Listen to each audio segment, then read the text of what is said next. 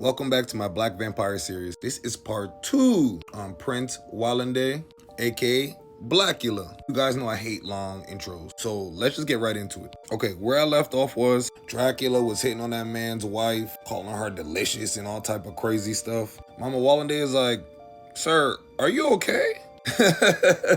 I was crying at that part, y'all. And like I said in the last video, they didn't want to bring racial issues into it at all, especially slavery. You know, it makes certain Caucasian people a little bit uncomfortable, but it's part of our history. We all have to live with it. So we're just not going to stop bringing it up. William had a great point. He said as a prince and princess, they have to show some concern of the Africans and slavery. It made it more realistic and it made the story fit better to me.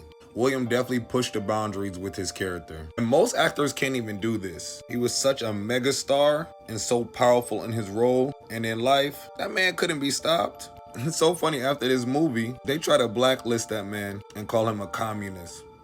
How would he be a communist? You know what, never mind. So Dracula calls in the goons for Mama Wallende because he don't like how he's talking to him. Remember, Mama Wallende is an African prince at this time. He's human, 6'5", but he run his fades. He'll get active. He'll get right in the field. Don't play with him. So Mama Wallende was whooping them left and right until the numbers got increasingly overwhelming and they captured him and his wife, Princess Luva. So that scene pretty much ends in Transylvania. Mama Wallende is bitten by the camera and then Dracula. If you guys see the shot, it's just funny how the camera goes in for the bite. And he names him Blacula.